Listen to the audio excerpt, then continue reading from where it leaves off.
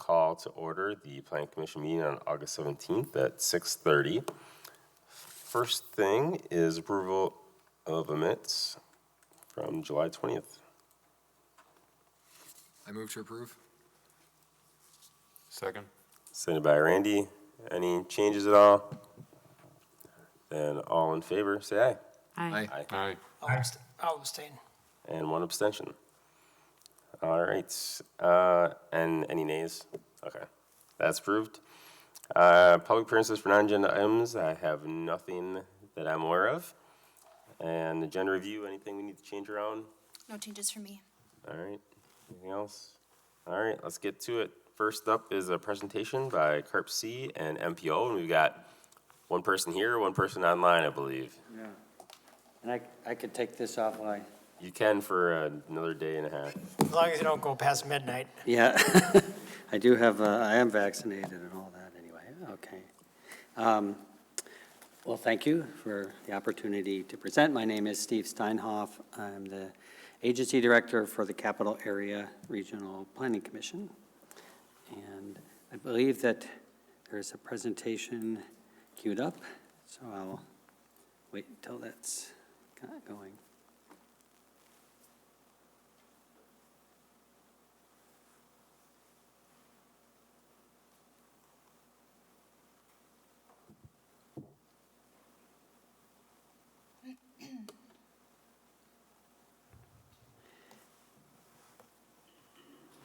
Looks like we're loading here.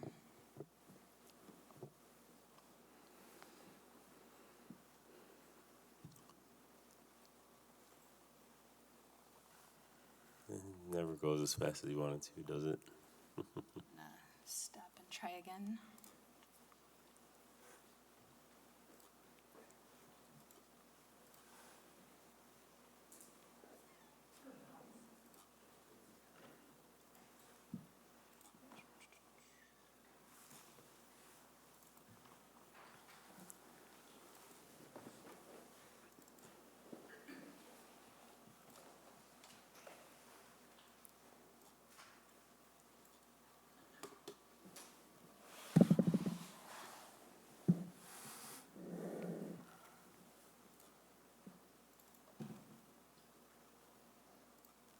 All right, there we go. All right. Okay, and should I just say next slide or what? Yep, I'll follow. All right, well, next slide. So for those of you who are not familiar with CARPC, and I'm just not assume that everybody is. We are an independent unit of government, one of 9 regional planning commissions in the state. Local communities establish RPCs as vehicles to address issues that go beyond municipal borders. Our mission and vision reflect that purpose. Our mission being to strengthen the region by engaging communities through planning, collaboration, and assistance. And the vision of a region where communities create exceptional quality of life for all by working together to solve regional challenges. Next slide, please. We are governed by a 13-member commission appointed by the Mayor of Madison, the Dane County Executive, the Dane County Towns Association, and as the City of Fitchburg, your representatives are appointed by the Dane County Cities and Villages Association. Next slide, please. We bring communities together to collaborate on land use and water quality plans. This includes the Regional Development Framework that I'll talk about tonight, and also the Dane County Water Quality Management Planning Program, that's a mouthful, for the Wisconsin Department of Natural Resources. We also conduct watershed and future urban development plans and provide mapping, planning, and data assistance to communities. Next slide, please. We do not regulate land use, establish ordinances, issue permits, or conduct other types of regional planning. However, we do partner with other regional entities to coordinate overall regional planning, as you'll learn a little bit more about tonight in terms of how we're working with the MPO to integrate land use and transportation planning. Next slide, please. So the 9 regional planning commissions in Wisconsin, as I stated, exist so we can better address regional challenges, and the Regional Development Framework is one of the tools that we employ to do this. Next slide, please. Or here's a few questions you can have maybe in your mind as you listen to the rest of the presentation, because we are interested to hear from you after the presentation. How does the Regional Development Framework compare to your community's future development plans? What's the best way to implement the framework, both in your community and regionally, and what key challenges may exist? I understand that Bill Schaefer will follow me, and so the Q&A will be after Bill, but just putting these questions out there for your consideration. Next slide, please. So to kick off the presentation, we have a 90-second little video that gives a really broad overview of the framework, and I think if you hit, but did you, when you shared, are you sharing your screen? Yes, is this? Oh, when you share, you have to click enable sound. Okay. Sorry, I should have mentioned that, sorry. So to hear the video, you probably have to unshare and then reshare. One of the Greater Madison region's key challenges is growth. With almost 200,000 more people projected to live in Dane County by the year 2050, our choices about how and where people live, work, and travel set the stage for future quality of life. CARPC's Regional Development Framework lays the necessary foundations to support continued growth by pinpointing opportunities and mapping realistic planning concepts that activate our greatest potential. It serves as a guide to tackle our common challenges and achieve our shared goals. The work to prepare this framework started about 5 years ago with the Greater Madison Vision Initiative that engaged people across the region to explore possible futures and set priorities. More than 9,000 people completed the Greater Madison Vision Survey. Their top priorities were climate change, access to opportunities, and conservation. Based upon those priorities and local inputs, we drafted a regional development framework to address the challenges of how we grow. The framework focuses growth in vibrant centers and corridors, prioritizes growth in already developed areas, plan areas for traditional neighborhoods and quality business development, and minimize growth in natural resource and farming areas. These strategies help us meet our climate, access to opportunity, and conservation goals. A resilient future starts with the decisions we make today. The Regional Development Framework serves as a guide for incorporating big picture goals into individual decisions about where and how to grow. Please visit capitalarearpc.org to learn more, provide feedback, and request a presentation. So, next slide, please. So that's a really high-level overview. I'm going to expand on some of the information presented.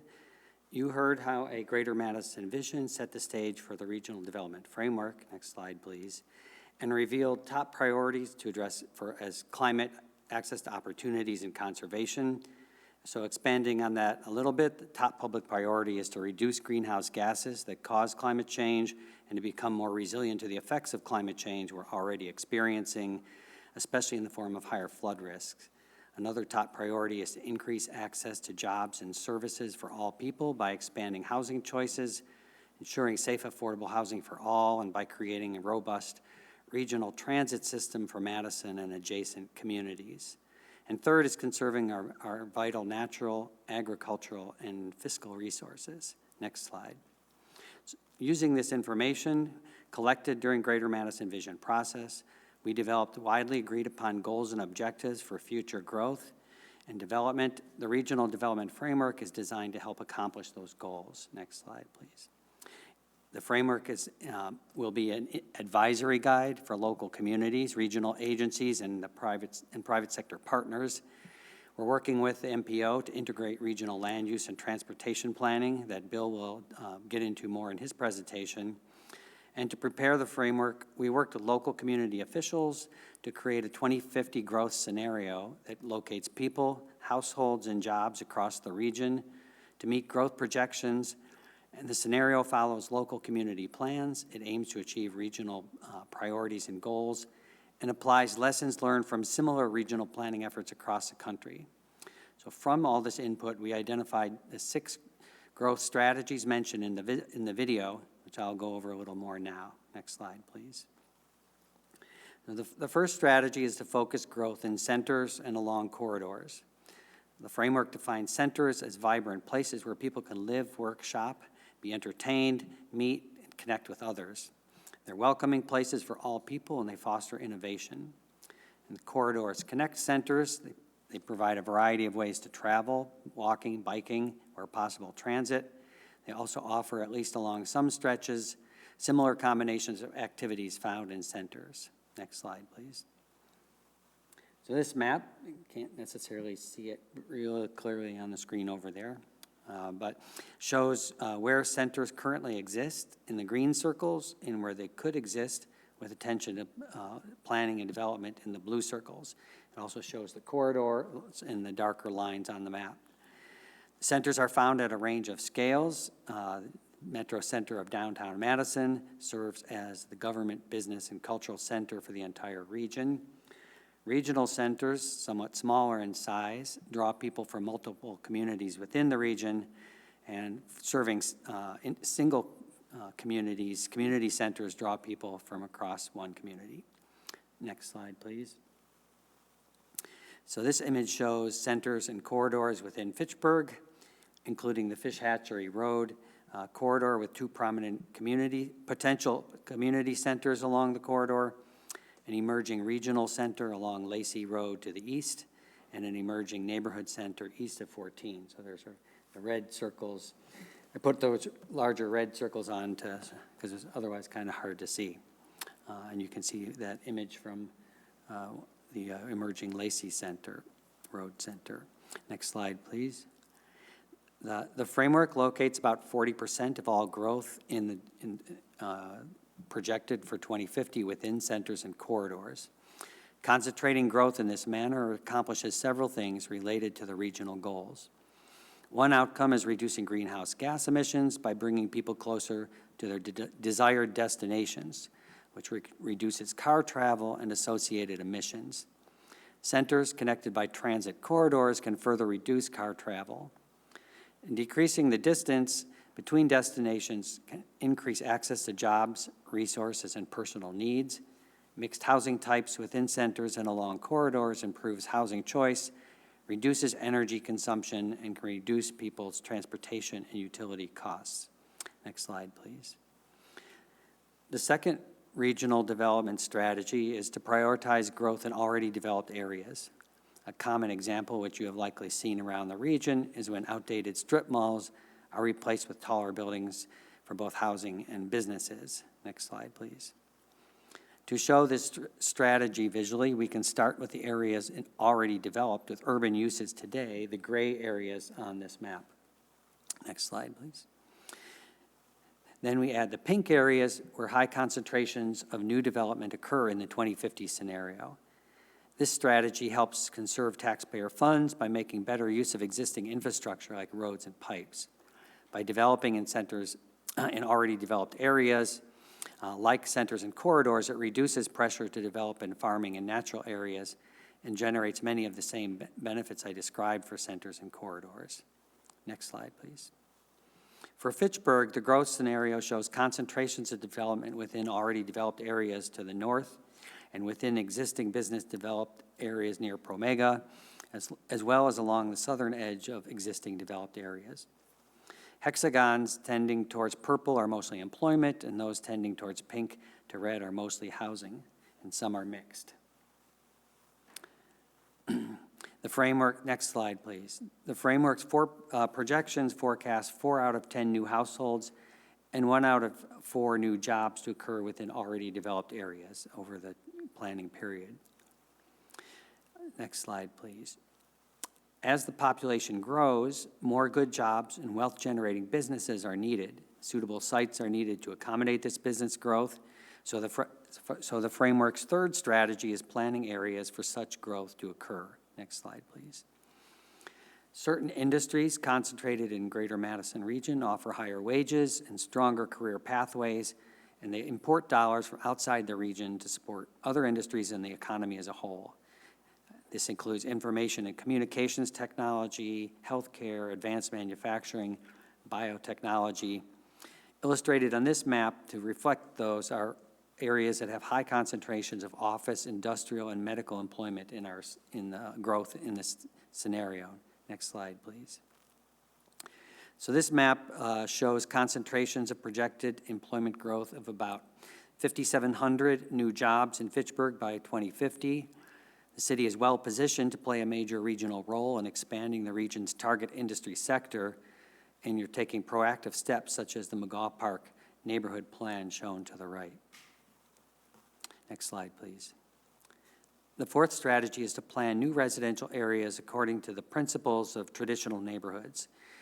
Traditional neighborhoods include a mix of housing types, walkable streets, parks and civic spaces, and shopping and services. Next slide, please.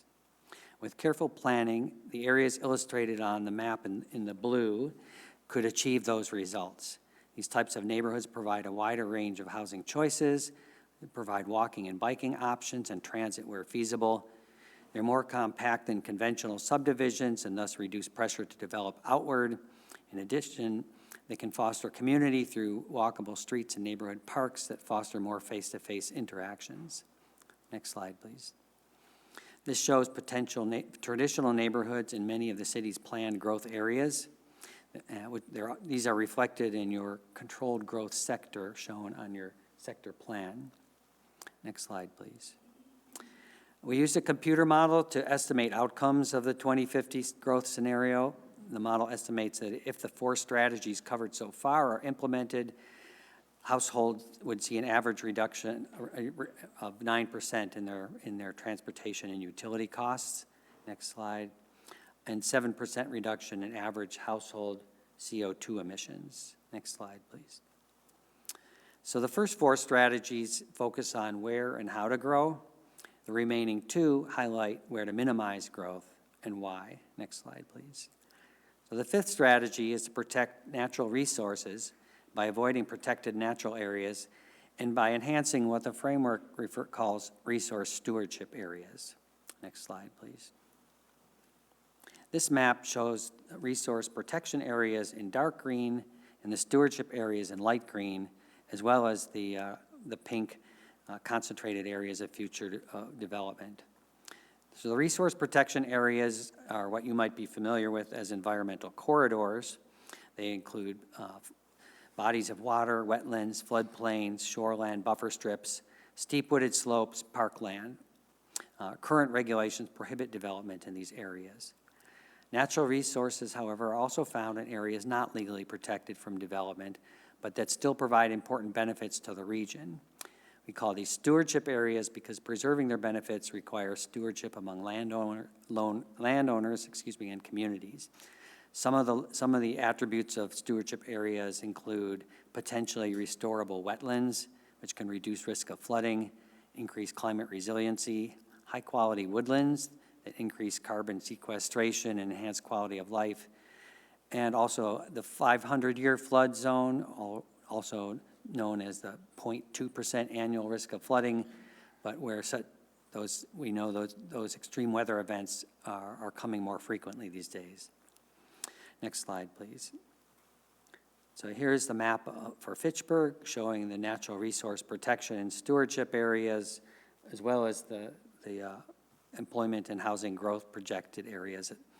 So also you see the close-up of Murphy Creek and stewardship areas to the east of Seminole Highway and north of Lacey Road, which don't really show up very well on that map, are worth looking at for stewardship purposes. I think those are largely a combination of 500-year flood zone, ice age trail, and maybe some hydric soils as well. The CARPC is going to be giving a webinar next week on these environmental, resource protection and stewardship area layers, and so I encourage you.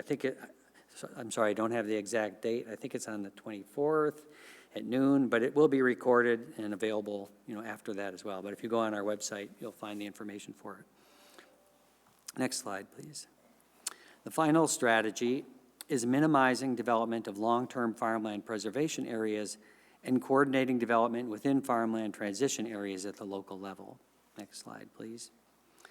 Farmland preservation areas, shown here very generally, are areas designated in town and county farmland preservation plans, or in the case of Fitchburg, in your comprehensive plan.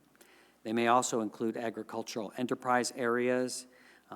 They're typically characterized by large tracts of contiguous farmland and/or high-quality soils, and they're generally outside of agricultural transition areas identified for long-term expansion of urban areas. Next slide, please. And so if it wasn't as faded out, you would see more clearly the green area south of in the southern half of Fitchburg. Next slide, please. So applying the 6 strategies just presented will reduce the amount of farmland and open space converted to urban development.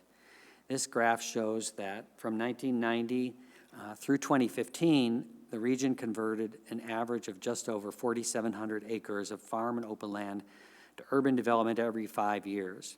You can see that in the recent 5-year periods, the rate of land converted to development declined significantly. So the 2050 growth scenario, those flat bars on the right half, continues that trend and converts a 5-year average of 1,300 acres every 5 years to urban development. Next slide, please. So the growth scenario and strategies just described show what can be accomplished by applying common regional development strategies in a coordinated effort across the region. Local communities, private sector partners, other regional entities, and others are the ones that can make the framework happen. Next slide, please. Local government officials, that's you, and residents play a primary role in implementation, particularly through updates to your local comprehensive plan. And when putting together plans and policies for future development, you can apply the regional strategies and consider the 2050 growth scenario. You can also implement the framework by preparing more detailed area and neighborhood plans that reflect the neighborhood strategies. And another approach could be through changes to zoning codes. I think the city of Fitchburg is well on the way towards applying many of those practices already. Next slide, please. The private sector is also key to implementing the framework. Developers, builders, lenders, realtors together plan, finance, develop, build, sell most new development. And of course, this development must be viable in the marketplace or it won't get built and it won't contribute to goals. So to make this happen, community members need to work with private sector partners to apply strategies that both meet regional goals and succeed in the marketplace. Next slide, please. We can assist in several ways. We can help communities with future development planning, such as when you're updating comprehensive plans. We can facilitate dialogue and information sharing across communities about successes and challenges. We can also provide advisory comments as you're working through urban service area amendment process.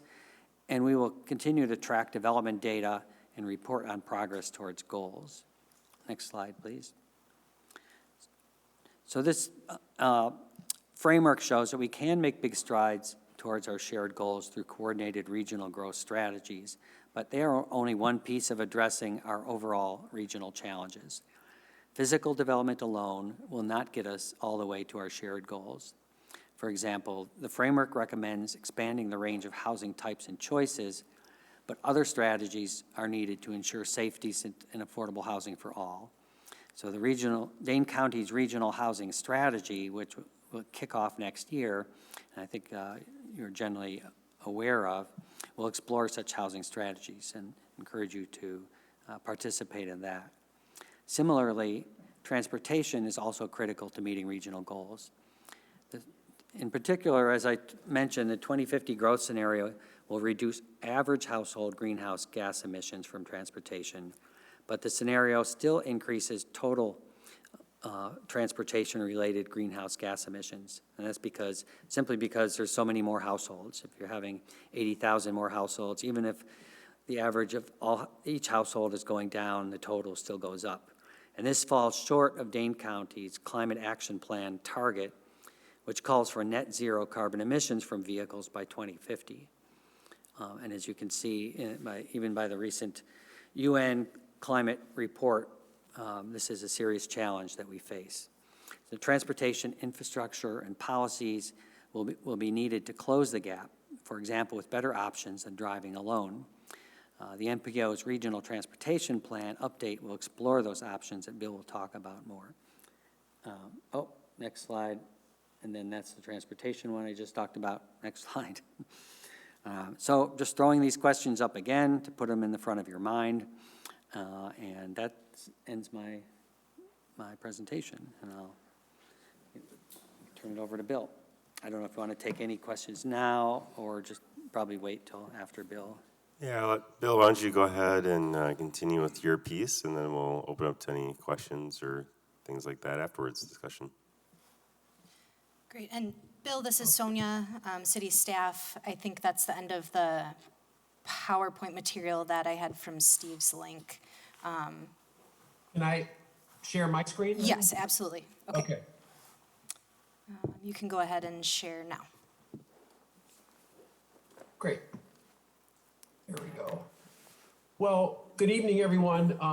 My name's Bill Schaefer. I'm the Director and Planning Manager for the Greater Madison MPO. Appreciate you having Steve and I here tonight, talk about our integrated planning efforts. We're a little bit earlier in the planning process than Steve and Carpsey are with the regional development framework. So, which makes sense, you know, because our transportation plan will be based on the regional development framework.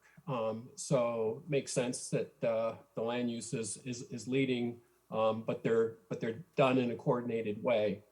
So just a brief background about the MPO. As the designated metropolitan planning organization, we lead the collaborative regional transportation planning process with the adopted mission and vision that you see here. The map shows our official planning area. However, we obviously need to account for travel in and out of this metro area as well as within the area. This is the governance structure for the MPO. We have a 14-member policy board. And then just a summary of our responsibilities, in addition to providing a forum for regional transportation decision-making, as well as preparing the regional transportation plan. Other responsibilities include leading or supporting other special plans and studies and approving federal funding for projects through the adoption of the Transportation Improvement Program. We also manage a program to promote sustainable transportation options, used to be called Rideshare, etc., and has now been rebranded with a new website to Roundtrip. The MPO is strictly a planning and funding agency, so we don't design, construct roads or bike paths or operate transit services. Just do the planning for those. So the regional transportation plan is a framework. It's our framework plan, similar to the comprehensive plan being a framework plan for local planning that and then other more detailed sub area plans occur. It's the same sort of thing. The regional plan covers all modes of transportation. It sets guiding policy, identifies future project studies and strategies to be implemented. And then project recommendations are often refined through corridor or mode or topic specific plans and design studies. This plan will build upon our current plan, as well as plans of WISDOT and local plans and studies. Two examples are the Metro's Bus Rapid Transit project that is going through final design now, and then the bus network redesign study as well, which we are involved with. Federal rules require the plan to be financially constrained. So while we can and will identify needs and desired projects, only those projects that are reasonably likely to be funded can be included in our official plan. So it can't be just a wish list of projects, and this is a federal requirement, and just with the goal of forcing urban areas to kind of prioritize, make choices, and if we're short of funding, to figure out ways to bridge that gap. The plan will be designed, as I mentioned, to support the regional development framework and the preferred growth scenario that Steve presented. I'm going to skip over this. Steve talked about this in terms of kind of the background and how the two plans fit together and with other local and state plans. But I do want to emphasize the ways that our two plans are integrated. The first one is through shared complementary goals, policies, and the vision for the region, which is obviously extremely important foundation for both of our plans. Some of the themes that our goals and policies address: accessibility, livability, economic prosperity, equity, sustainability, resilience, efficiency, and preservation. The second way that the plans are integrated is through the shared forecasts. So we're using the same population, household employment forecasts. We're using the same growth scenario. So those are the kind of the two ways that the plans are integrated. So in terms of our schedule, we are in the first phase of the process highlighted in the bold there. This summer and fall, we will be developing and evaluating projects and strategies. We anticipate completing a draft plan early next year with adoption next spring. We have recently completed some initial public input activities, which included an online survey, some targeted focus groups, and there will be some additional opportunities starting next week on our project website. We'll have some interactive maps where people can go in and put dots on the map, and we'll have some different base map with different information on transit routes, bike facilities, roads, and can go in and identify problems, things they like, that sort of thing. And we will be having some additional public meetings late this fall and then again next year. So this is an update to our current plan, which was adopted in 2017, not too long ago. However, a lot has changed since then. A number of communities have completed updates to their comprehensive plans. We have new, much higher growth projections and the new growth scenario that's being developed. The MPO has a improved new travel forecast model that uses data from a comprehensive household travel survey done of residents in the county, and that's the first one that was done since 2001. And so that data, that information, really serves as the basis for development of our travel model, along with some other data that we've used as well.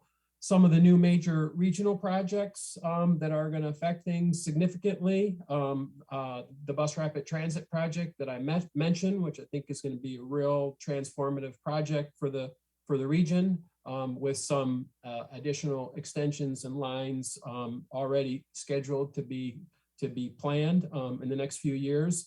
And then the Beltline flex lanes as well that you've probably heard about that are under construction now. And then the redesign, the bus network redesign study as well. And then of course the pandemic, which we think will have lasting impacts on people's travel patterns, introducing a new transportation mode, virtual transportation, which we're witnessing tonight, at least some of us are. So this is our current plan goals, 7 plan goals. We're going to be revisiting these. I don't think we'll be making any major changes, but one change we might make is to call out under the environmental goal to addressing climate change. So that's one potential change we've talked about. We do have performance measures that we use and a report that we publish annually to track progress in achieving our current plan goals that you see there. It's a lot of information. Some of these are federally required, other are local, and this is something that we're kind of continually evolving as we get new data sources and can identify measures that relate to these goals. So just a few slides to give a little bit more information about the growth scenario that Steve touched on, as well as some important transportation trends and critical issues that we're going to need to consider in developing our plan update. In terms of household growth, this map's a little more detailed than the one that Steve presented, because this level of detail is needed for our travel model. So it shows expected growth in households and the number of anticipated new households for larger communities. The largest percentages increase is in the larger suburban communities, such as Fitchburg, consistent with past trends. And then in terms of employment growth, again, this shows highlights those areas with more new jobs, and again, some of the large, it shows the increase in jobs in larger communities. So you see the 9,000 plus new jobs slated for Fitchburg. Madison, city of Madison still is home to a majority of jobs in the region, over 60%, and that results in people commuting into Madison. You can see the percentages there for various communities throughout the county, but then this doesn't obviously account for the many other people that are commuting to suburbs such as Fitchburg, which also have large employment databases or employment bases. We do also import workers from outside the county, about 43,000 now estimated, commuting into the county, probably some of them virtually now, but we do expect this number to increase over the period of the plan, about 50%. How are people using the transportation system? So this is some data on mode of transportation. Excuse me. About over 70% of county workers drive alone to work. For the city of Madison, that's 10% less, 61%, due to the higher percentage of Madison workers that use transit, bicycle, or walk.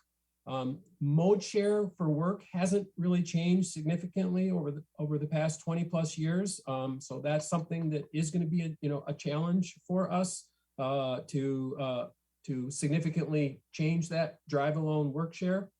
For other trips, transit mode is actually smaller because most people use the bus for work or school, and there are typically more people per car for those trips because of the people from the same household making those trips.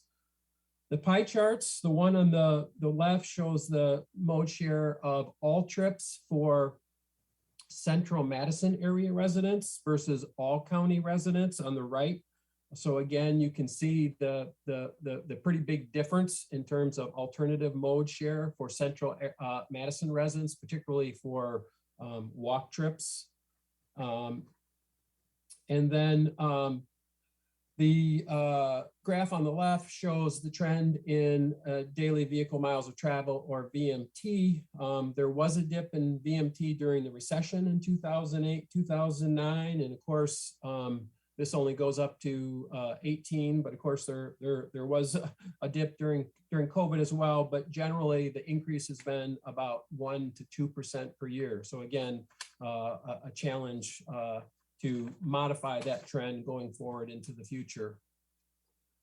So this slide shows some of the important drivers of change beyond our growth and development that will be affecting our transportation system that we're going to need to consider in the future. Connected driverless electric vehicles is probably the biggest one that you've probably heard some about. Other transportation infrastructure, communications technologies, shared mobility, which includes things like ride hailing or car sharing services, along with bike and scooter sharing. We're seeing an increase in online shopping, which affects our transportation system with more deliveries. into residential neighborhoods. Also, a potential long-term increase in teleworking in the aftermath of the pandemic. So one of the things that we're going to do as part of the update is to evaluate the potential impact of these things on traffic volumes, transit ridership, and VMT. So obviously, big factors are that growth and development, and then changes that we'll make in the transportation system. You know, new expanded roads, transit services, bike paths, those sorts of things. But these are things that will also significantly affect travel demand and travel patterns going into the future. And so it's something that we want to test some of these things, also even including potentially pricing strategies like a VMT fee, which may be in the longer term future a way that with electric cars that transportation improvements are paid for. Travel demand management programs or requirements, those sorts of things as well. And the purpose is just to help identify what it would take to make a dent in that VMT growth consistent with the climate change plan goals.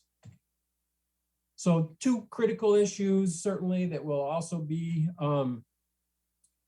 directly and transparently addressing is equity. You see the map here showing in red our tier 1 identified environmental justice priority areas, and then in green tier 2.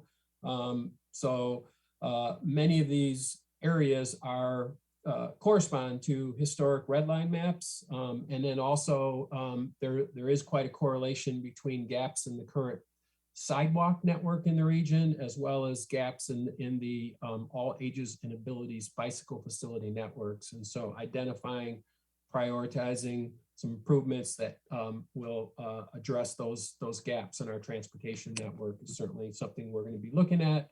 And then climate change as well. Addressing that includes not only looking at ways to reduce transportation's impact on climate change by reducing travel and electrifying our fleet, but then also preparing and adapting the system to withstand changing weather conditions, particularly in our area, flooding. So then just finally, some public engagement that we have been doing and will be doing. We do have a website for our plan, and you see the link there at the bottom. Lots of information. I encourage you to check it out. One of the things we have on there that you see there is a interactive map dashboard. And then, like I say, next week, we'll also have these interactive maps that are designed for commenting as well. And then another thing we did was, I mentioned we took a new approach by partnering with some local organizations to host and facilitate focus groups with traditionally underrepresented communities to try to gather feedback that we probably wouldn't otherwise receive from those folks. And there's some information on our website about the discussion and the information we got from those. And then we just recently completed a public survey to gather broad public feedback on key transportation topics and to understand top concerns, priorities, and opportunities. And we have posted on the plan website a report that provides all that information on the responses that we got, as well as a presentation that's probably a little more easily digestible on that. So I encourage you to check that out as well. And that is my presentation. Be happy to answer questions if you have any for Steve or I. Also be happy to come back at a later time, late in the year or early next year to provide more information as we developed our recommendations and strategies and have something more to present. All right, thank you both. Any comments or questions from Planning Commission? Ed? A couple of questions. Steve, when you showed the map that kind of showed some future growth nodes. I noticed that one or two were east of the Village of Oregon, kind of along Highway 138. Is that part of their comprehensive plan? It looks like those are in the town of Rutland, and I'm just Yes, wondering those are consistent with their comprehensive plan. They do have a long-term growth area in the other side of 14 there. Okay. Sonia, that's something that maybe we should just get an update at some point at the planning commission level on what's going on there. So just so that we're aware of what they're doing, they've probably seen our comprehensive plan, but it makes sense that they would be growing in that direction. And they don't have a lot of other choices, really, but Sure, and I think the area you're referring to, I think you can see it on this Right, map, right? So where my cursor is, down here, there's Fitchburg's boundary, goes right about here. Right. yeah, so it's right around where the 14 and 138 interchange. Right. Yeah, okay. Okay, yeah, I would like to see a little bit more of what they've got planned there. Sure, yeah, I can reach out to the village staff and talk about how to share that Okay. information, yep. The other thing that would be interesting to see would be any overlays of our comprehensive plan with the resource protection areas that Steve talked about tonight also. And then the question I had for Steve, or probably Steve, what's happening right now? What's kind of the 10,000 foot view on the Yahara watershed levels? I mean, the water levels, given what's happened, 2018 and that. Yeah, I'm going to have to say that's not my area of expertise. So I don't want to venture, with my limited knowledge and give an answer. I apologize for that, but I'm happy to have Mike Rupiper on our staff, get back to you with some information. Yeah, it'd be just interesting to know. I mean, there were weed issues, there were dam issues, there were all sorts of issues that prevented that from draining out during that period of time. And I mean, I generally know the county is proceeding with their, clearing the channels so that the flow is more rapid, so that the water levels will go down faster. So that's definitely one thing that's been going on. There's work to be done in terms of trying to increase infiltration in other parts of the watershed, particularly north of the lakes, through more, I think, looking at opportunities for wetland restoration. But that now I'm already exhausting my knowledge base. Sorry. all right, thanks, Steve. Other questions, comments? I know one of the challenges we face a lot of times too is that where we want to grow isn't necessarily where people want to develop. And so, sometimes we have areas that, hey, that's where we'd like to grow, but the people who own that kind of say, well, I'm not interested in selling or developing, and that's causes, I guess, challenges, I guess, more than anything else, because then you don't want to necessarily leapfrog your development, but you also can't force someone to develop if they don't want to. So Correct. that's a challenge that we run into. Anything else? I'll just also add, I appreciated all the input and help that Sonia gave as part of the developing the framework process. I had a couple different, review sessions with her on reviewing the future land use map and getting more detailed information about sort of the phasing of anticipated growth and the types of growth. And she participated on the technical advisory committee that we had that met over about a year and a half that provided input to the process as well. Thank you. All right, thank you both for being here and sharing the information. It's great for us to review this regularly. All right, moving on to 5B, an early issuance of permits for the Usona Institute. And I don't know, is Deb or someone online to? I believe we have a couple of Promega contacts on the call, but I can also sort of just kick this off.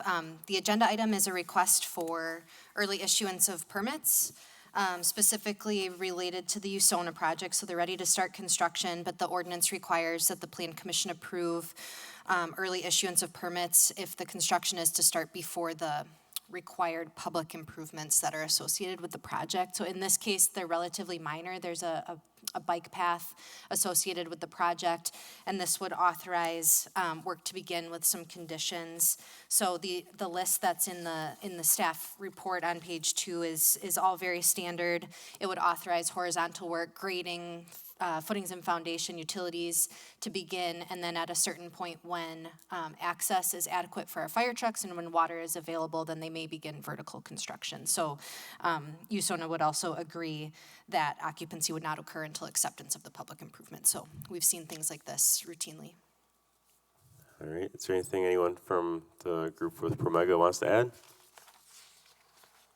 I'm seeing no. No, nothing to add. All right.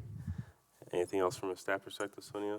All right, and then I'll open up to questions, comments from the commission.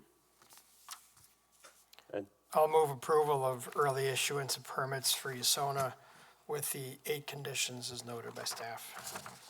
Second. Cited by Stephen. All in favor, say aye. Aye. And opposed, nay. All right, that one's approved. Next up is the ADR for 5510 Nobel Drive. Who's wants to speak to that? Sonia, you going to start? This is also a Promega project. So Steve Wellenstein, do you want to kick us off?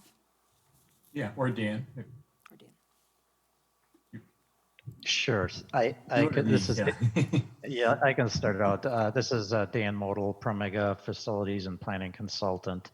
And just a overview of this. This is a submission that relates to Promega's current renovation project in 5500 and 5510 Nobel Drive, along with the previous submission back in March for the additions to that building that were approved. So what this request here is for a review of a facade replacement.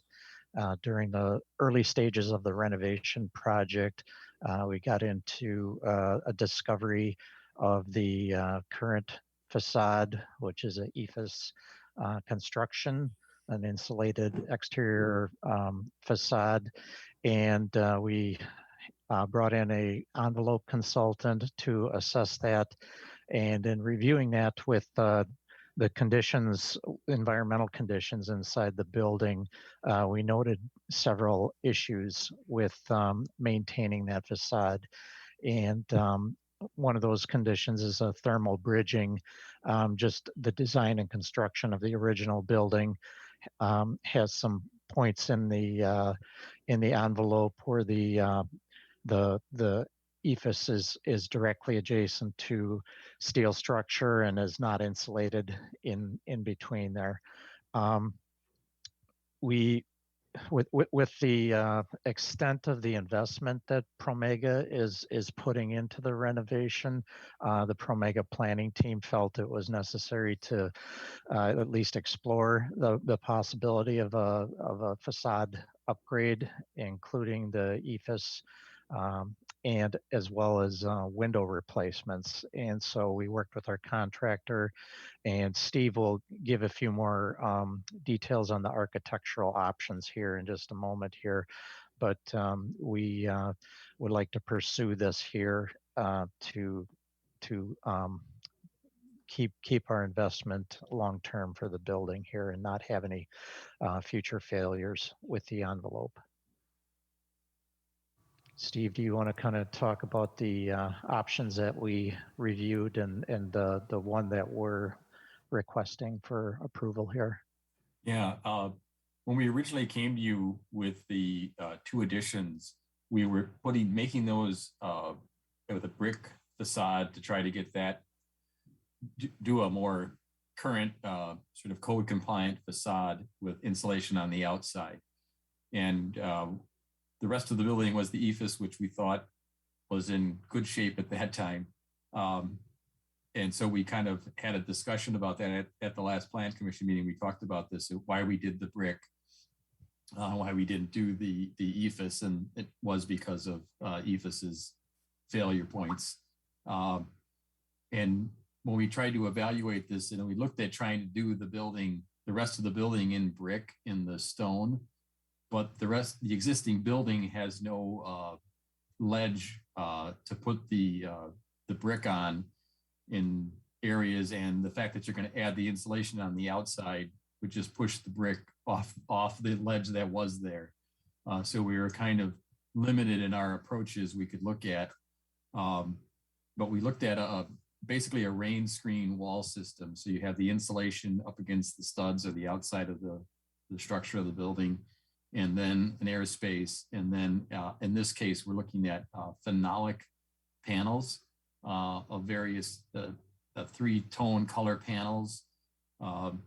And then in tones that will match the existing EFS, because we have a condition here where we have the second floor has tenants in it, and we really can't go through and replace all the windows in the entire building with the existing tenants in place. We would disrupt them to quite a degree.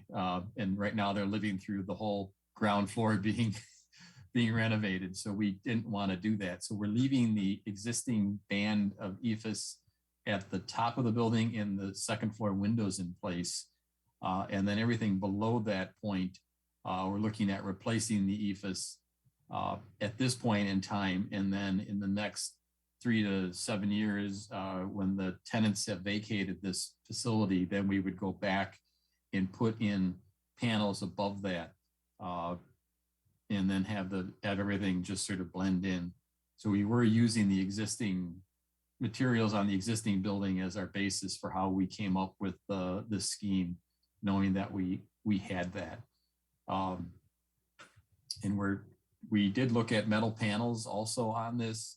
There are some existing metal panels on here that would remain. The cornice is metal panel, but in the end, we think that the phenolic will be a much more economical and longer lasting, especially at the base of the building, where we need to have a panel that can take some abuse up against landscapers and everything else at the base of the building. So the phenolic has a much better abuse resistance than the metal panels when you get down to the grade.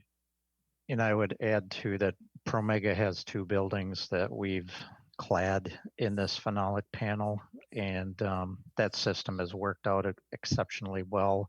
It's a system that the contractor can control in the field to a much higher degree with quality control and making it look nice. So we do have quite a bit of experience with these panels already. Sorry to interrupt, but are those any buildings in Fitchburg? Yes.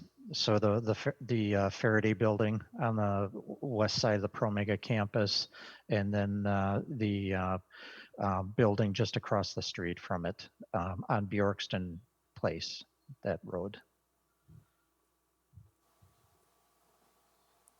All right. Is there anything else from the Promega team? No. Really, the windows would match the existing windows that are there, just a more energy efficient, thermally broken window. Excellent. All right. Anything else from staff reports, Sonia? Just to clarify that, this architectural design review application would only approve the exterior cladding. We did already go through the whole site changes and building additions and the detail of those things a few months ago. So this wouldn't change any of that other information that's already been approved. And I appreciate the comments and the explanation on the brick, because we, in architectural design review, often look for brick, block, and stone and masonry components. So it's good to know that for the record as we make decisions on other applications. Other questions or comments? I just have a question with regard to the EFS. Is the issue, EFS in and of itself, or is it the specific way that it was installed on this building that's creating the problems?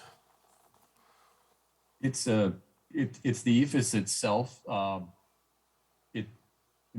is an insulation system, but in this case, it's only 3/4 of an inch thick to an inch thick, so it doesn't provide really any insulation on the outside of the building. Yeah, I might add that the the exterior walls are also currently insulated with batt insulation. So where you have the ephes and the batt insulation, you have your total insulation componentry there. But it's where the ephes is directly connected to steel structure. And we do not have the batt insulation that causes those thermal breaks and bridges that or thermal bridges that we have issues with. That'll likely cause condensation in the long run with the humidity levels that we want to achieve in the building. And we want to prevent that at all costs. Okay, thanks. Randy? Just the one question I'd like to circle back to, the windows. The windows themselves, you said those are going to match first and second floor. Is the color of the frame matching as well? I mean, there's no Color- there's no change, correct? No change. Color of the frame is the same. We have the same window tint, but just newer technology in the insulating value of the window. But otherwise, they'll look the same. And the mullion pattern is going to Is the same. remain the same. Yeah, Okay, so you really won't be able to tell if there's a different, correct. two different windows, Yeah. or age-wise anyway. Yeah. Okay, Right. thank you. Anything else? Or a motion? Emily? Sure. I move approval of ADR 5510 Nobel Drive with the following condition, or with the two conditions outlined by staff. Second. Submitted by, I think I heard Zach online. All in favor, say aye. Aye. Aye. And opposed, nay. All right, that is approved. Next up is another ADR review of 2835 Commerce Park. Do we have someone? Oh, here we do. Hi. Good, how are you? Pretty good. So my name's Dan Leader. I'm representing Leader Enterprises and Noble Knight Games for this ADR review. We're proposing a parking lot expansion to support the growth that we've had through COVID the last few years. Noble Knight Games is primarily an e-commerce company that sells tabletop games, and we've grown to about 70 employees now, and our employees are having to park in the street. So we realize that is not ideal, and so we'd like to add a parking lot expansion. So that's the main reason for the plan. A couple other things I wanted to note is that it is likely that we will be putting a building expansion on in the next 2 to 5 years as well. We're already at about 75% capacity and still growing.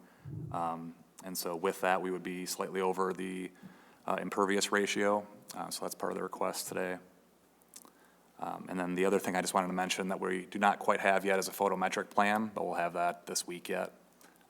And what that looks like is we'll have a light pole that's going to be on the north side of the new parking lot. And like I said, I'll have that to the city staff this week for approval. All right. Sonia, staff report? Relatively straightforward request and summarized well by the applicant, but just zooming in on the site plan here is the additional area of the 45, I believe, 45 stalls that are going to be added.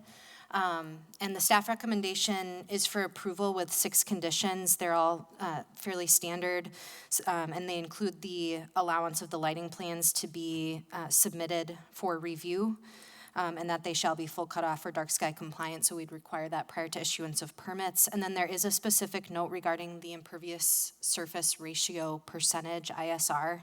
With the parking lot expansion, they would be at 56.9% ISR. The code allows up to 65%, and then the Plan Commission can approve exceedance of that as long as you're getting a valid stormwater erosion control permit, and if you're providing other mitigating factors that might be necessary. So we did clarify, however, that only the 56.9% ISR is approved with this. When the future building addition comes in, that's right now just shown as a concept, 17,000 square foot expansion on the site plan, and they would have to get ADR approval for that when they come in. So we can't approve that now. So it's just a technical matter that we wouldn't do that hypothetically. We would approve the exceedance at that time. All right. And any questions, comments from the Plan Commission? I'm happy to hear things are going so well. Yeah, going very well. Been busy. Good. other questions or comments or concerns? So we'll do them. Stephen. Move to approve ADR for 2835 Commerce Park with the 6 conditions as noted by staff. Second. Sent by Randy on that one. All in favor, say Aye. Aye. Aye. aye. And opposed, nay. All right, Thank that's you. approved. Thank you. Appreciate it. All right, next up is a certified permit request for Ski Lane. I don't know if Tom or someone's online here. If you want to speak to what you're doing here. Sure. Good evening, everybody. My name's Tom Jacobs. I own property on Ski Lane. It actually was a farm owned by the Skolaski family, and Ski Lane was named that, but they just decided to name it Ski instead of Skolaski. In any event, the parcels that I have is lots 1 and 2 is actually one parcel right now, and lot 3 is a separate parcel. And what I'm aiming to do is just divide the larger parcel into lots 1 and 2 was represented there. So really the only thing changing here is that first line separating lots 1 and 2. And basically it's a zone single family / duplex, TFR 08, I think is the designation of the county. And, we run it through, Sonia and Lisa have been extremely helpful in going through the process and guiding me through. And I respectfully request that you grant this CSM so I can divide that lot out. All right, Sonia, you want to do staff report? This is currently in the town of Madison, and the city exercises extraterritorial jurisdiction, or ETJ, plat review. So that means we have to approve all land divisions. And as Tom explained, this is really just creating lots around existing conditions. So staff has not found any conflict with the comp plan. If there were a rezoning request in the future, and once this comes into the city of Fitchburg, we would look for that to be consistent with the future land use, which is more of a commercial employment district. But at this time, it would allow those existing single-family uses to continue. All right. And I think it was approval with 3 conditions as our condition. That's correct. Yep. All right. All right, questions, comments from Plan Commission? I guess I just had one real quick, if I may go first. Sonia, I guess it's more of a process question, and right now it's zoned for essentially single family or duplex. But if their desire was to change it to something like apartments, storage units, things that already have a lot of use in that area that, as the city of Fitchburg, I don't think we would want. Would those things come to us as well as part of the territorial jurisdiction or not? For uses like that, if it required a rezoning, we don't have authority. There would be a public hearing at the town and county level, so the city of Fitchburg would have the opportunity to provide input, but we wouldn't actually have any voting authority on that. So if they were allowed already as permitted uses in a zoning district there today, it could proceed without the city intervening, if that answers your question. It'd be difficult for us to comment on or to impact a rezone other than providing comment for a change of use. All right. Seems like I'll say, just as an aside, the property across the street that is the Girl Scout property was zoned C2, and now apparently that's a 4-story storage unit. I've got no plans to develop lot 1. I tried to change it to commercial, which would have been in tune with what Sonia's advice is consistent with the long-term land use of employment and commercial use. But there was heavy opposition by the condominium complex just to the north there. So my plan is to sell that lot 1 to somebody who is developing, and they can battle with everybody, including the people who own the townhouses, and also with what your desires are in terms of non-residential. To me, the most obvious use would be like some sort of a commercial building, but my interest here is simply just to divide the lot so I can have the lot 2 where an existing house is be a separate parcel. other questions, thoughts, comments? Don't see anything.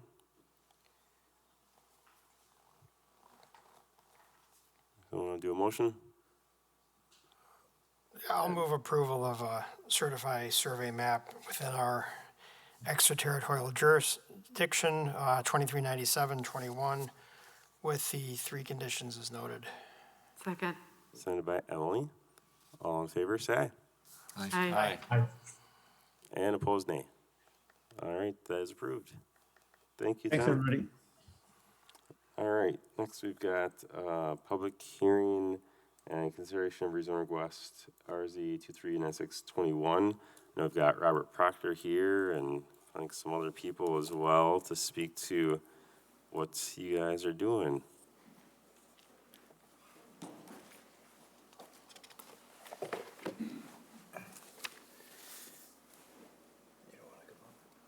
All right. Good evening. I'm Robert Proctor, representing the landowner, John McKenzie. And also here, if you have any questions, is Doug Whittish, who's from the Boys and Girls Club. This is, I think you've all read the packet, a really exciting project that is coming forward. One that I think Fitchburg would be really proud of. All of us working on it are really proud of it. Mr. McKenzie is going to be donating the land. The Madison Area Builders Association and the Boys and Girls Club and Mr. McKenzie are all working together to raise money, getting people to donate their time pro bono to do things. The whole team to create an education facility to educate young students, to get them into the trades, to help obviously give skills to people who can find really good jobs once they leave high school, but also to help fill the huge need for skilled labor in Wisconsin and in Dane County and in Fitchburg in this area. We're happy to answer any questions. The layout is, I think, pretty self-explanatory. The Boys and Girls Club is going to take the oar in running the facility, in the organization, doing what they do best, which is, you know, work with young people. And then the Madison Area Builders Association and John McKenzie are going to add a lot of their experience and work with other trades and some of the unions, like the carpenters unions and the operators unions, to come up with, make sure that there's the ability to teach students these skills. So just really excited and happy to be here, and I think it's a great location in Fitchburg. And I think it's consistent also with the comprehensive plan, which is net, but I also think real quickly that it's consistent with the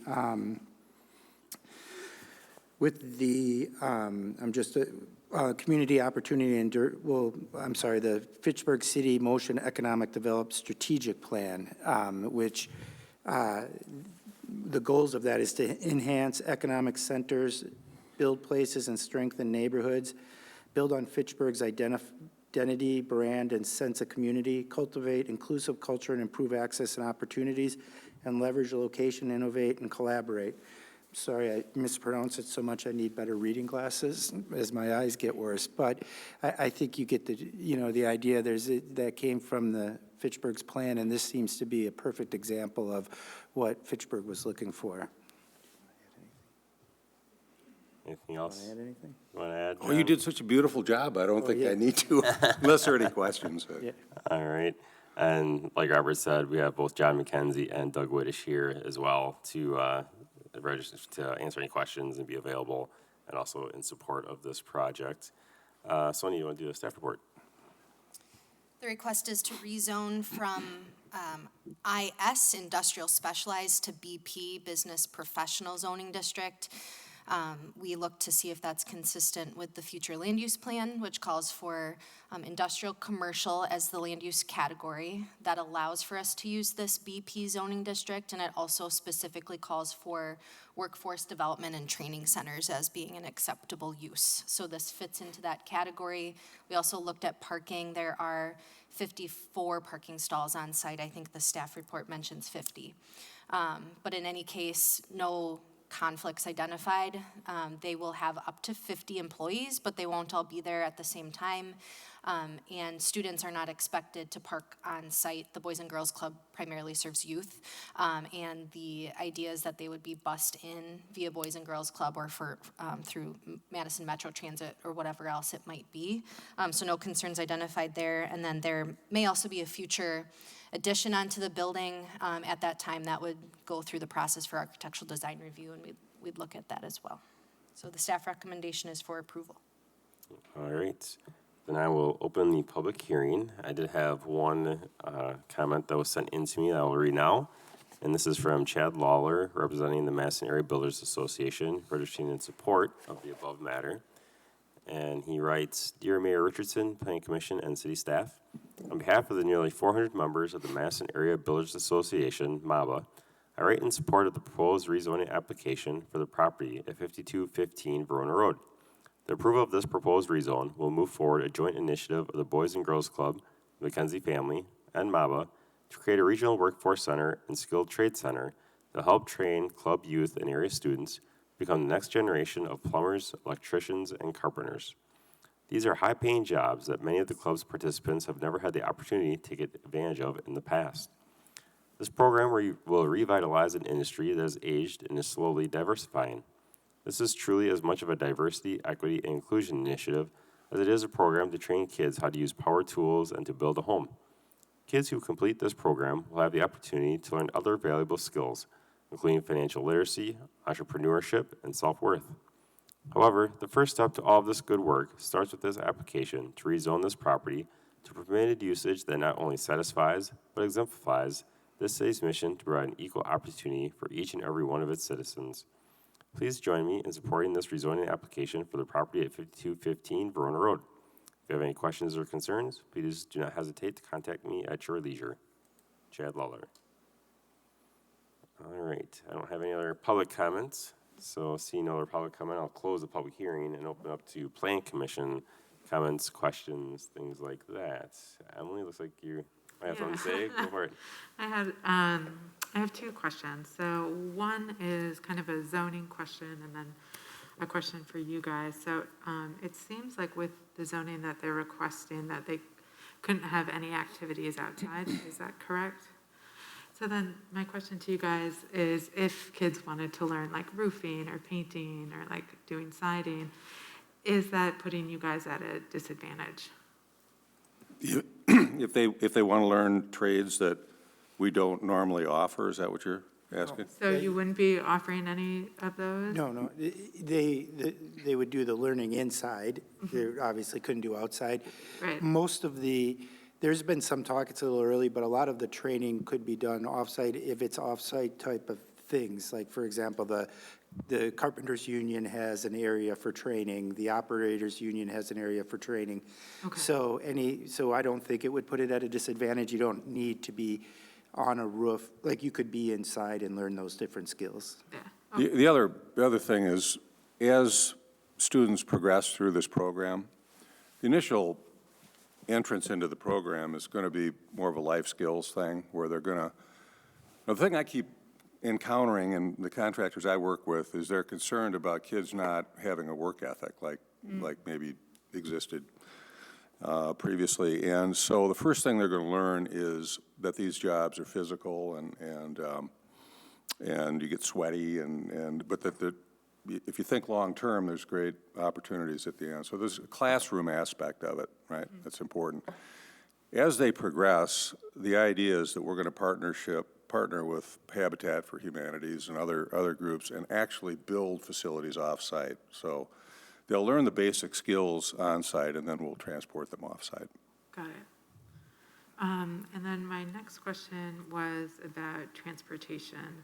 And if parents, for example, wanted to pick up their kids, is there a spot for them to wait?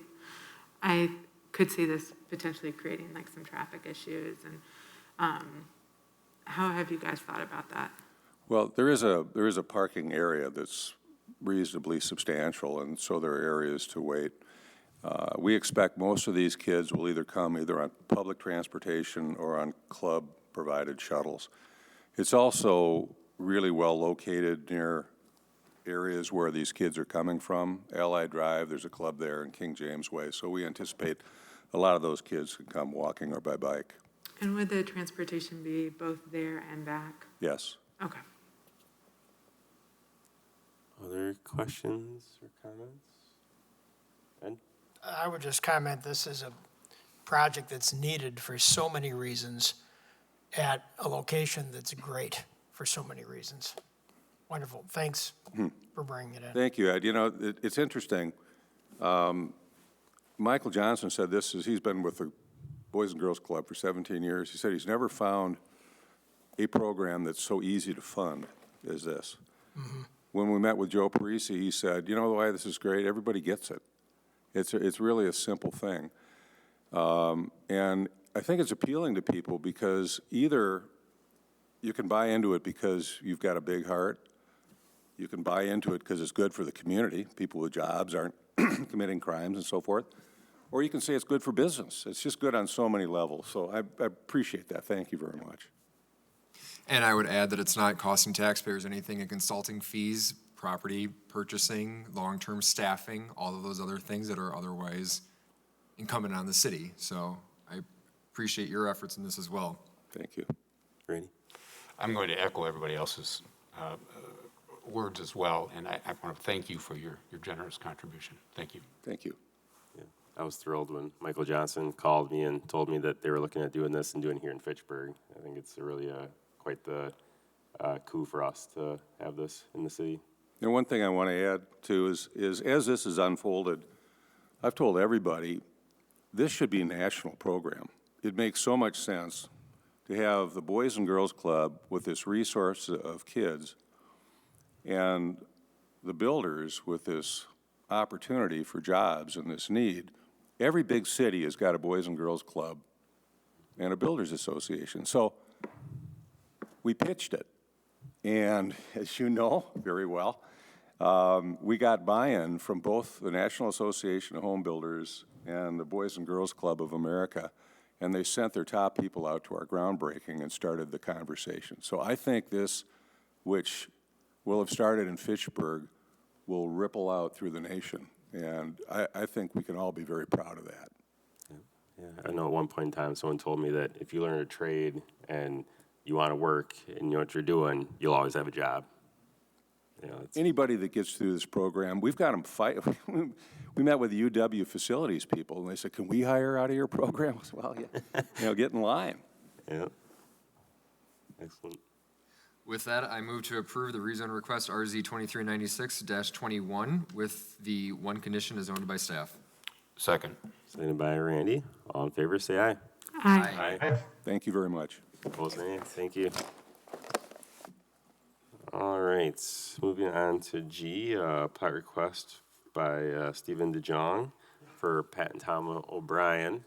And I believe he's online. So, Steve, do you want to speak to what you're doing here? Yes, sir. Everyone can hear me all right? We can. All right, wonderful. So this is the property, the O'Brien property that was done in a solar lease, I guess, a few years back. There's a big solar farm out there now. So what's happening is the O'Briens obviously are out of the farming business. So they want to sell off the farmhouse on the west side of Seminole Highway, which looks like lot 4 right now. And also then they had interest from Edgewood College to buy lot 3 for some athletic fields. So in order to do that, it was staff recommendation to prepare this subdivision plat to accomplish everything that they wanted to do.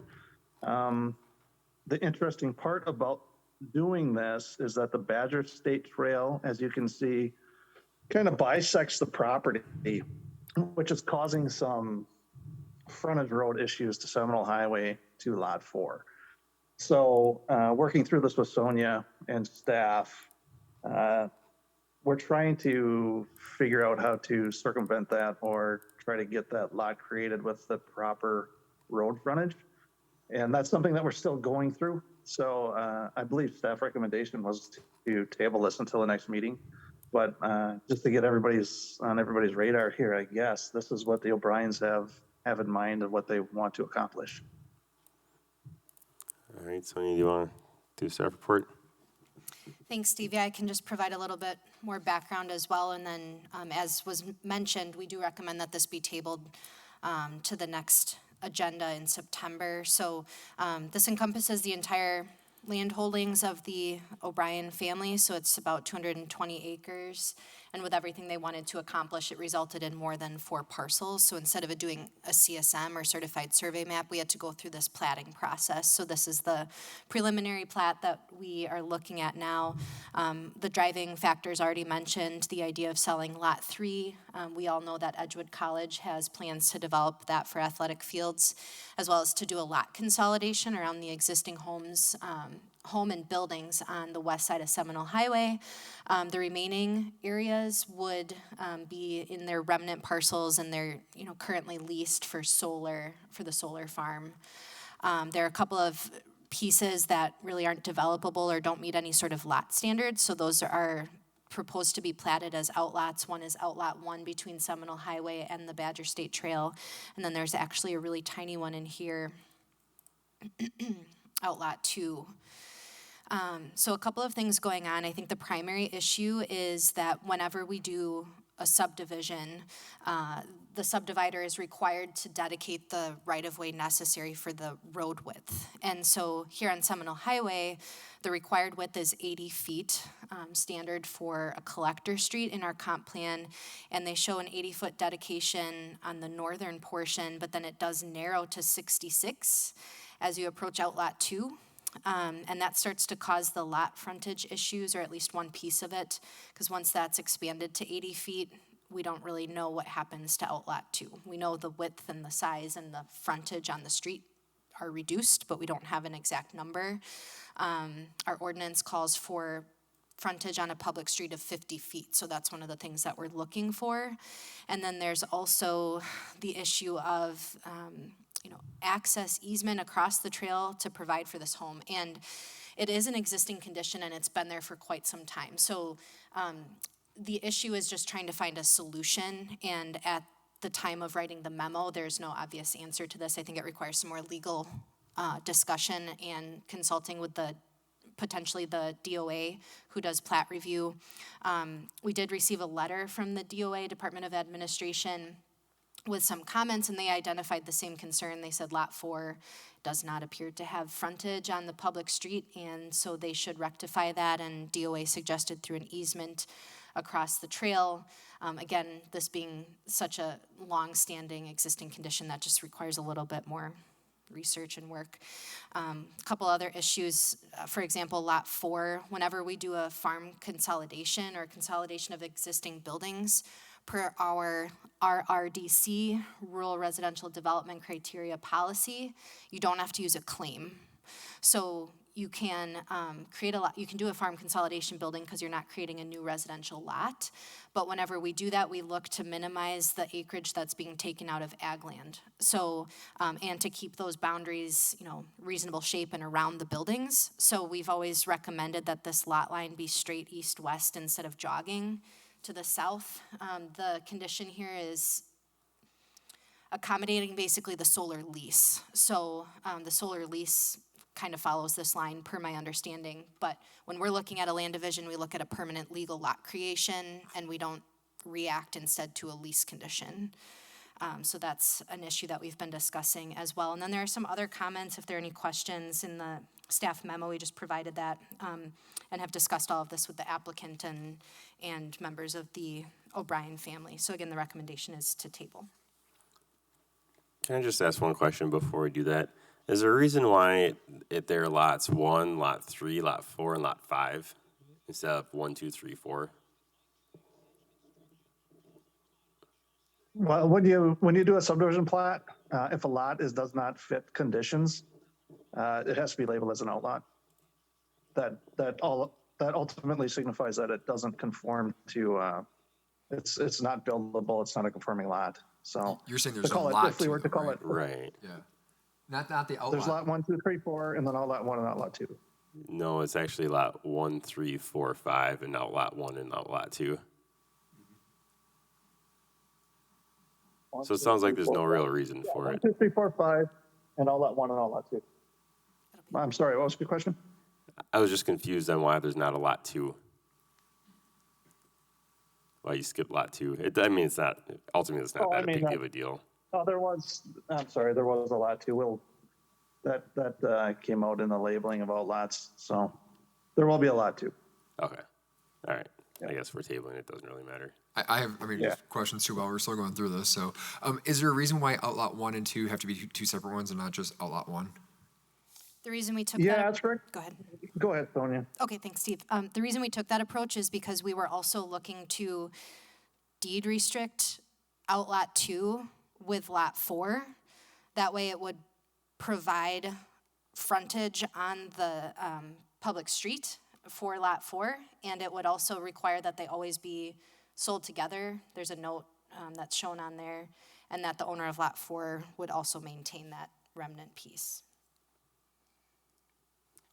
So they might want to sell out lot 1 with lot 2 or whatever, 3, whatever Edgewood is. I guess we just talked about it's not 2. So it's so that they can separate the outlots and sell them to different people. If Edgewood decides, for example, that they want to use outlot 1 to do more restoration or something like that, or someone has some great idea, but it just provides more options. And I think the big key is with lot 4, we want to have that outlot 2 with the frontage and with that deed restriction to that piece that is right to the east of lot 4.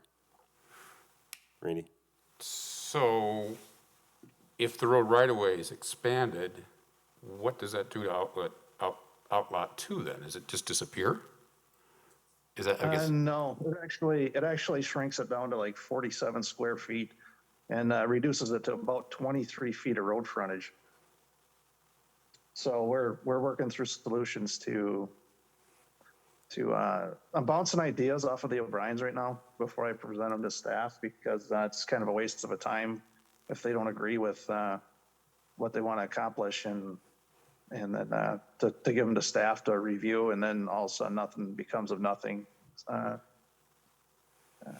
We're working through that. That's why we're tabling this, I guess, right now. We're going through some legal things to try to figure this out. Sure, and I'm just trying to understand as well. This is relatively new to me, so thank you.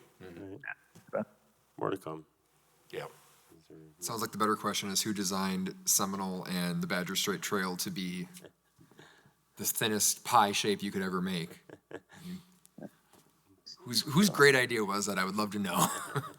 That's Pacific and Northwest Railway, probably. What is the reason for the jog in the southerly jog in the southern lot line? Yeah, so I guess the O'Briens would like to keep that jog there because the solar farm has a fence installed on that lot line. The lot line follows the solar lease area. So to draw a straight line to basically straighten that out south, you're leaving about 1.5 acres of land there. That's going to belong to lot 5. That's probably going to retain an O'Brien ownership that needs to be maintained somehow. And it's basically just kind of sitting there, as opposed to having it added to lot 4, as it is shown. That way the owner of lot 4 can maintain that 1.5 acres and do what they want with it. So it sounds like the solar lease kind of made a bad. Yeah, the jogs are because that's how the solar lease goes. To Sonia's point, that's not usually how we'd want to plan that. I just want to make sure and save everyone a bunch of time. Is that going to be a deal breaker? Do we talk about that now? Or at least say that we may not be comfortable with that plan, so you might want to have a plan B if you're going to present next month? People can certainly comment on that. Yeah, I guess I'm just trying to understand the original reason. I mean, so the solar lease is in an odd shape there. There must be some reason for that. Correct. Well, I wasn't the designer of the solar farm, so I can't answer that. Because if you could, that southernmost east-west line, if it could be continued straight out to the road, that would actually pick up a little bit of additional road frontage there. Yeah, if you took at least one of those jogs off, that would be an improvement. Yeah. I mean, is there solar equipment in that small area there for some reason that you can't do that? I believe I don't know. I don't know. Okay, well, maybe you guys can take a look at that. I mean, I just, there has to be some reason why the solar lease is a shape like that.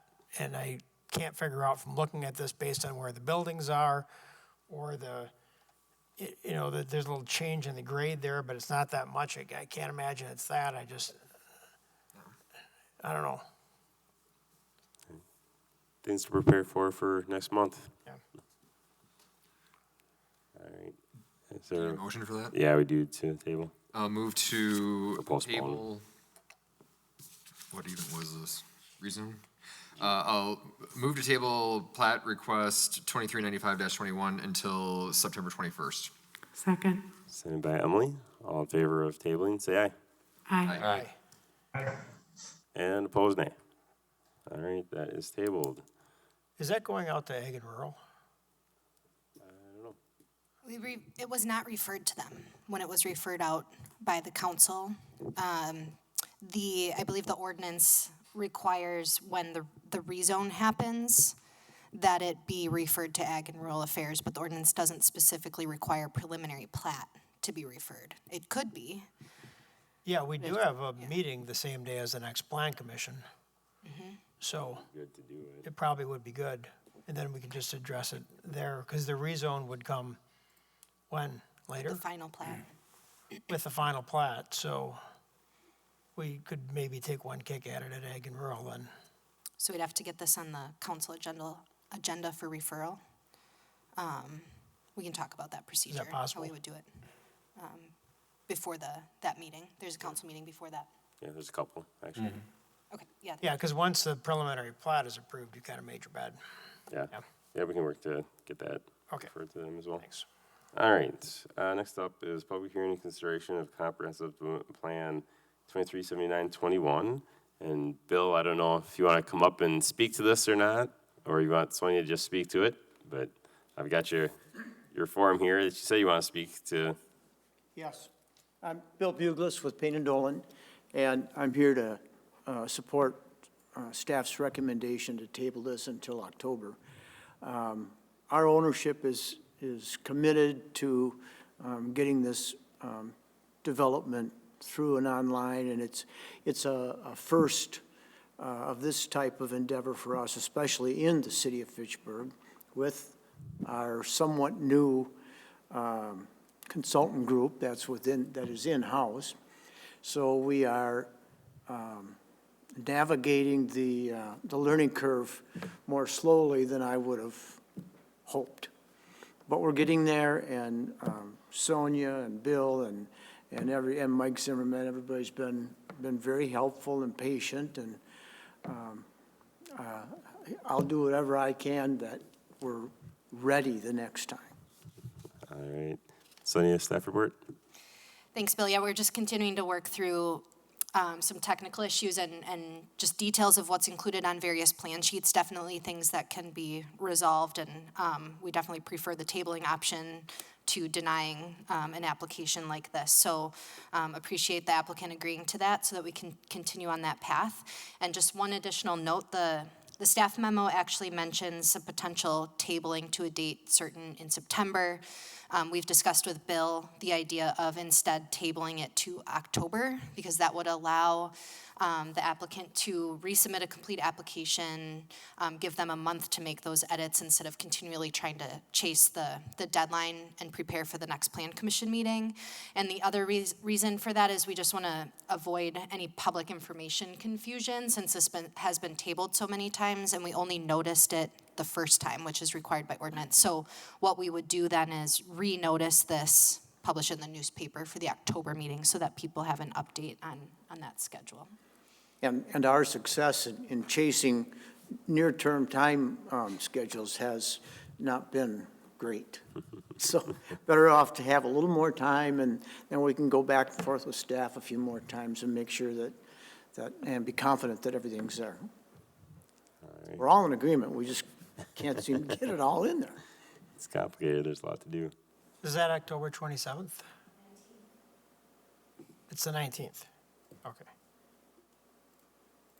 19th. Is that, someone want to do the motion? I move to table the CDP 2379-21 until October 19th.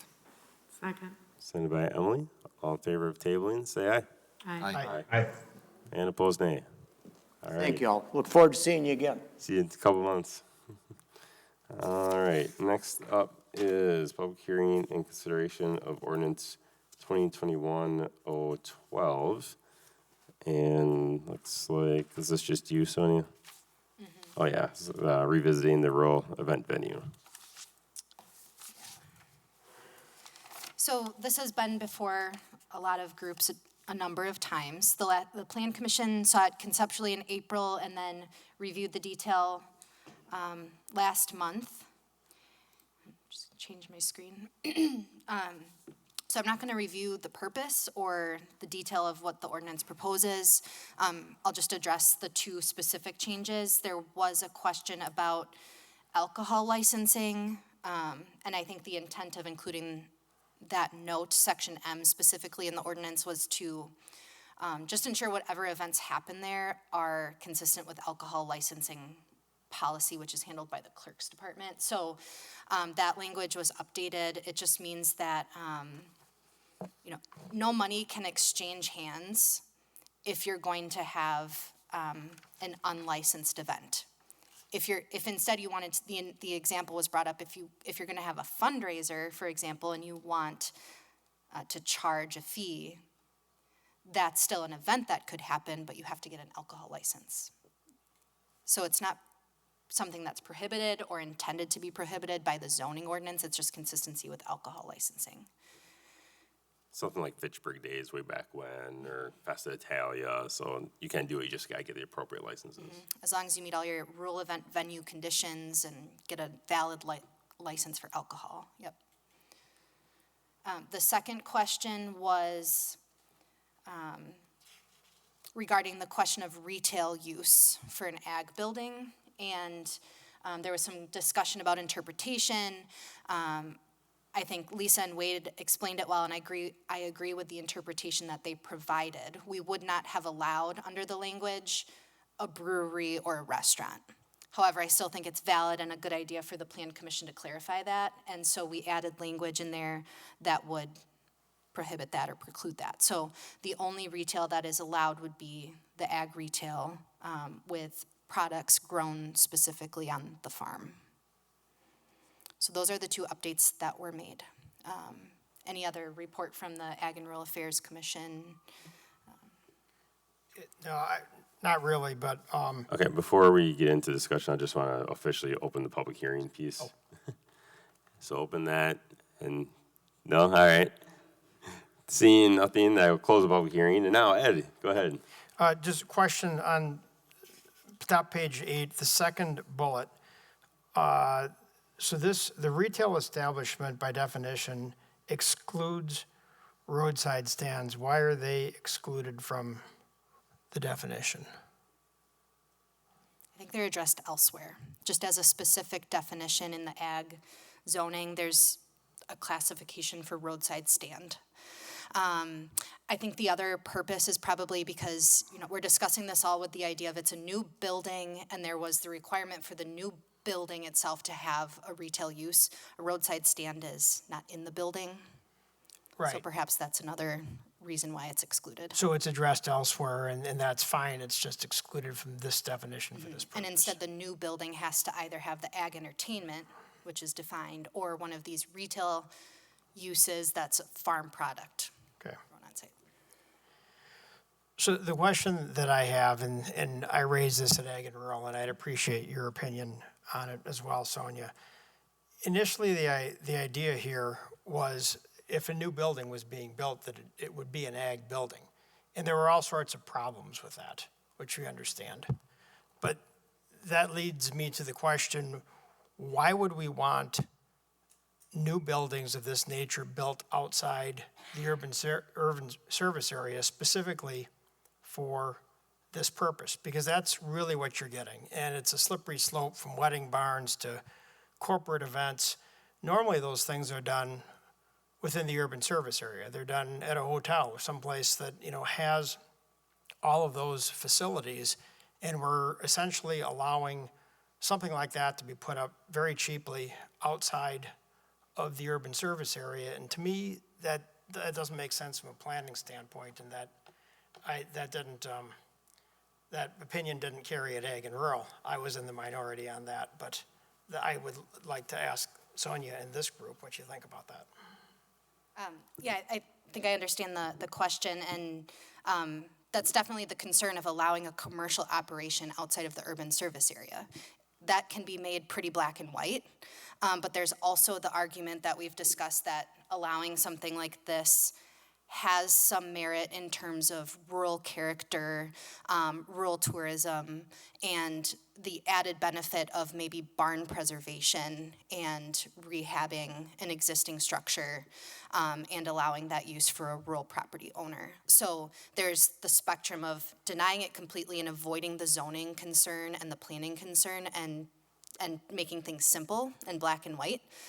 There's step 2 on the spectrum, which is allowing only existing barns, which is one option, and I believe that was presented to Ag and Rural, and like you said, the opinion didn't carry with the majority. And then there's the idea of, I guess, a little bit more regulatory flexibility, which raise the idea then of the new buildings. And so from an ag zoning perspective, this, I think, was crafted as much as possible to keep it related to ag use, but allow the new buildings. So you've got the parcel requirements for having a buffer to limit the impact from a commercial business. You've got cropping requirements or tilling requirements for the remnant piece of land. And then you've got the ag use restriction on the building itself. So those were all attempts, even though a little bit more on that flexibility scale to try to keep it, logged in that ag purpose and intent. I think also the concern from other outside of planning and zoning, as we've already discussed with the new building, or I guess allowing a new building that really is an ag use. There's that's an ag building and also a rural event venue, is the concern of storing hay and it being a fire safety hazard for a wedding of 300 people there, or flammable, tractors and things being stored. Those two uses just conflict from fire safety. And then from maybe an investor's perspective or a property owner, a lot of these new rural event venues, their intent would be the driving purpose would be a new wedding barn. I don't know many people who would build an ag building to the standard, put in that investment with the primary use being an ag building. And so that's, I guess, the private sector concern, doesn't align necessarily black and white with ag zoning goals, but it's that flexibility and comfort level. How far do we want to go? I think there are other goals that we've discussed too, that, the rural character, rural tourism. I think if we get too much further down the road, it makes me more uncomfortable. But I think, with Wade and the Ag and Rural Affairs group input, we've arrived at a flexible policy that tries to balance all of those things. Yeah. And I don't have an issue with rehabbing an existing barn. If that's what's happening, and it's only going to be used for that purpose once it's done. It's just, do we really need ground-up construction of new facilities in the agricultural area for something that clearly is not really agriculture? And that's why I'm opposed to this. I just don't think you would do that. I just don't think it's good planning, and it does start down that slippery slope. Okay, what is this? I mean, what is a wedding barn? What else can it be used for? Why is it happening here? If someone wants to take an existing barn and save it and rehab it for that purpose, that's great. It's already there. But I don't know why. I guess I don't know why we need this. Other questions, comments? Randy? Well, I'm not sure how to touch on that. We had this discussion, Ed, and Ed, you were in the minority, which you've noted. And Sonia, I think you pointed out all the same points that I agree with. I mean, there is the fire safety concern, hay, tractors, equipment, farm equipment. But there is a certain group of people who do want that rural feel for an event where you wouldn't find that at a hotel here in this urban service area. Personally, I don't think that they're going to pop up everywhere. I'd be very surprised. I've been to some of the events in the local area, and I don't see that many of them. I was very impressed with the one that's over in Stoughton, in fact, Stoughton area. I don't think they necessarily have to be an existing barn, but I voted in favor of it on ag and rural. So, I think one of the things that I look at is we really don't have event venues in Fitchburg, and if you want a 300, person wedding, I don't think there's a location in Fitchburg you can go, because the hotel with Tuscany, I don't think you can have 300 people there. I think that's at 150, 200 maybe. And so I look at that and I go, okay, I don't see anyone coming to build these things either. There's some private ones. Promega has a bigger one, of course, but open to the public, they're not there. And so when you talk about, being able to be, I guess, a more diverse economic community, and people really, for the most part, aren't making a living off of ag, but this is a way to kind of do that. People talk about how much they want to preserve the rural character of Fitchburg. Well, with some of the requirements in here, you have to have a little bit of land where you do this, and so that's one way to do that and make it economically feasible as well. And so, to me, I look at that and I say, it probably makes a lot more sense to do it with something like this there versus just saying, oh, this land here is really great farmland, so you can never develop on it. Sorry. But at least it's a way to get a little more out of that. But I guess, to me, I just look at too as just providing an option. Because right now, I got a big family. Not that I'm getting married anytime soon, but I couldn't have a wedding in Fitchburg. So, Emily? Yeah, I really like the idea of it as a way of giving the people who own the land additional options.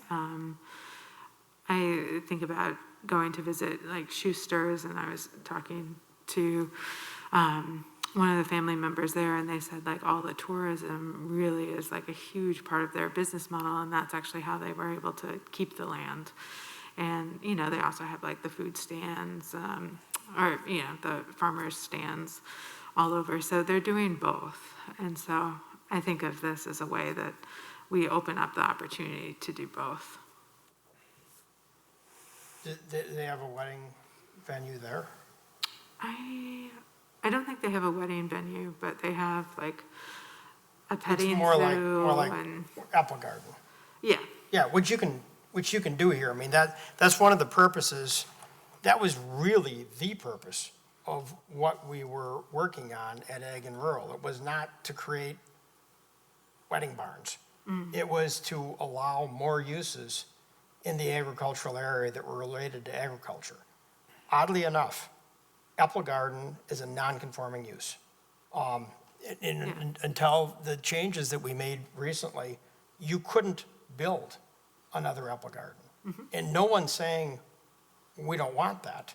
We're saying we should be able to allow that. But now we have something this is a very distinct difference. This is putting up new buildings strictly for event venues.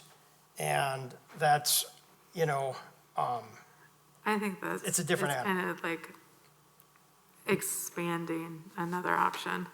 It is. Like Sure. apple garden and then wedding barn. And what else do you want out in the agricultural area? What else shall we build out there? How much other commercial development are we going to do in the agricultural area? Where does that stop? Anyone else? Someone want to do a motion then, if nothing else? Sure.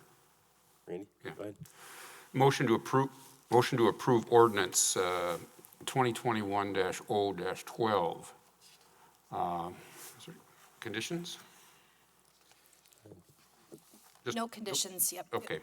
The ordinance as proposed in the packet. And I guess I just should clarify too, because a lot of the conversation focuses on rural event venues, but there are all the other parts of the ag ordinance update. So just so we all know that you're voting on the whole picture. Very good. All right, motion by Randy, is there a second? Second. Seconded by Emily. Then all in favor, say aye. Aye. Aye.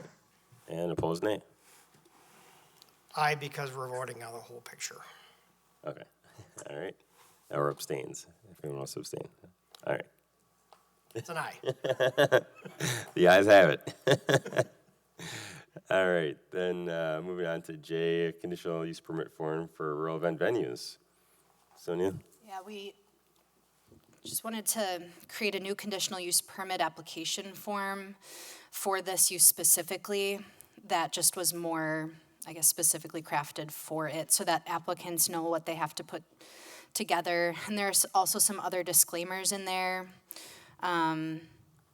For example, applicants should be well aware of and talk to our city assessor about potential tax implications because once, the building is in a use that's not primarily agriculture, they are not going to be able to continue to use ag use valuation and pay ag taxes. So there are some details there that they're going to need to make sure that they're well informed about. And that's what one of these notes is about here. We don't override or change assessing rules at all. It might create a more difficult situation for both the property owner and our assessing department. But again, we don't change that. This is just an opportunity to make sure that they're aware and clarify. And then in general, these forms are supposed to be approved by the Plan Commission, so that's why it's in front of the group tonight.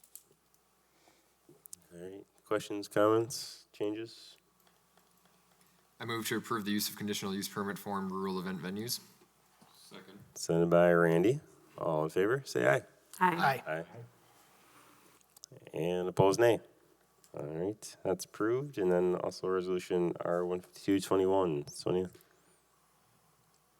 The Sunflower Estates condo plat on Lacey needs an easement, and the easement would handle water and sanitary, be public easement, so this would accept that. All right, any questions, comments, concerns?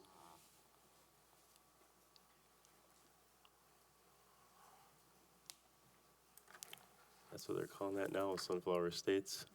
Well, something else before, wasn't it? Like Lacey Road Height, Lacey Heights. There's one across the street that's similar that has another name, across Jones Farm Drive, Yeah, maybe. anyway, whatever. Move approval of R-15221. Second. Sent by Emily. All in favor, say aye. Aye. And opposed, nay. All right, that is approved. Department report? None. All right. I will say, Carpsey was here earlier. If you're familiar with the town of Dunn, Ed Minahan, who was on the town chair, actually, of town of Dunn for a very, very long time, and on Carpsey for a long time, did pass away. So. You did? Yeah, he did. I don't know if it was sudden or the circumstances, but he did pass away about a week ago or so. It's too bad. All right. Any other announcements? All right. Is there a motion to adjourn? Motion to adjourn. Moved by Randy. Second. Seconded by Stephen. All in favor of adjourning, say aye. Aye. Aye. And opposed, nay. All right. We're adjourned, and next month, wear a mask.